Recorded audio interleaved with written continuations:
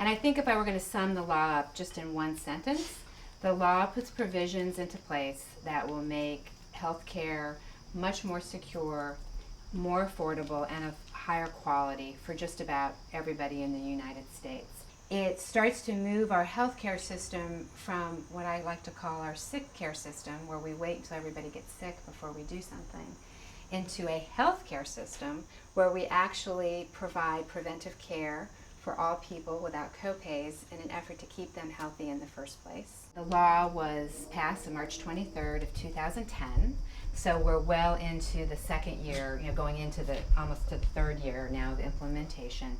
But the law won't be fully implemented until 2014. So it's great that we can have an opportunity to talk about what's in place versus what's coming in the future. Obamacare does a number of things for a number of different patient groups. First of all, it will expand access to insurance for about 32 million uninsured Americans.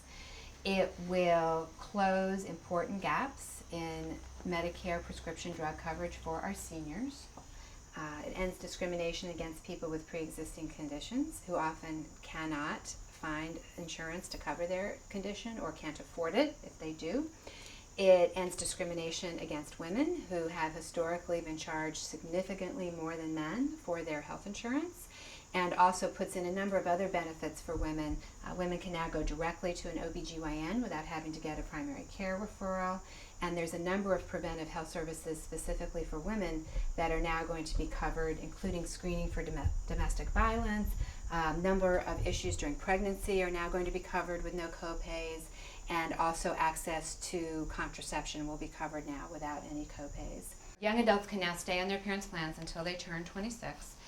They do not have to be students. It used to be that as long as you were a student, you could stay on your parents' plan, and the upper age limit varied from state to state. But now, even if you're not a student, you can stay on your parents' plan until 26. You can even be married.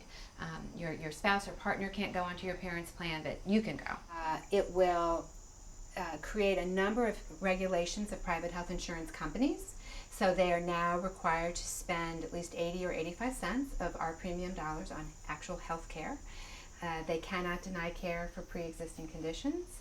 There are currently no lifetime limit or caps on the benefits that a health insurance company has to provide, and pretty soon annual limits will go away as well. And there are other regulations on health insurance companies to make sure that the plans that are sold are actually pretty comprehensive, so that if you do develop a complicated or a serious illness, you'll have coverage for it. And then there are a number of provisions that will help make insurance more affordable to the individual, including tax credits for many individuals who are buying insurance on their own, and also help for small businesses to make insurance more affordable in the hopes that they will be able to afford to offer insurance to their employees. The Affordable Care Act goes a long way, huge step forward to solving many of the problems in our healthcare system, but it doesn't solve them all. And there's still going to be a lot of work to do, for sure.